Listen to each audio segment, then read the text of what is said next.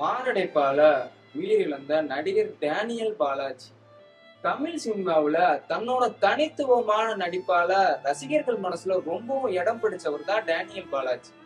மறைந்த முரளி அவர்களோட சகோதரர் இவர். இவருக்கு வயசு வெறும் 48 தாங்க ஆயிருக்கு. டேனியல் பாலாஜியோட திடீர் மறைவு திரையுலக மத்தியில ரொம்பவும் சோகத்தை ஏற்படுத்தியிருக்கு. டேனியல் பாலாஜி திடீர் மறைவால சோசியல் மீடியால ரொம்பவும் வருத்தத்தை தெரிவிச்சிருக்காங்க.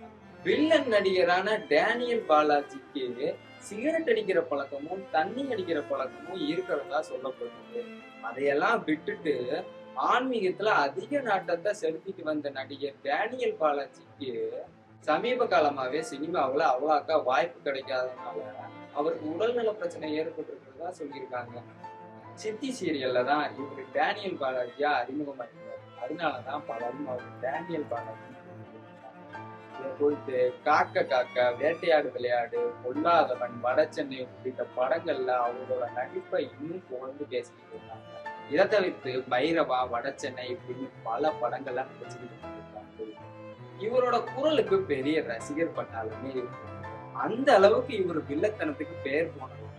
டேனியல் பாலாஜியோட திடீர் மறைவை ஏற்றுக்கொள்ளவே முடியாதுன்னு பலரும் சோசியல் மீடியால தன்னோட வருத்தத்தை தெரிவிச்சுட்டு வந்திருக்காங்க. 48 வயசுலாம் மாரடைப்பால மரணிக்கக்கூடிய வயசா அப்படின்னு ரசிகர்கள் கண்ணீர் அஞ்சலி செலுத்திட்டு டேனியல் பாலாஜி அவரோட கண்ணை தானம் பண்ணியிருக்காப்படி.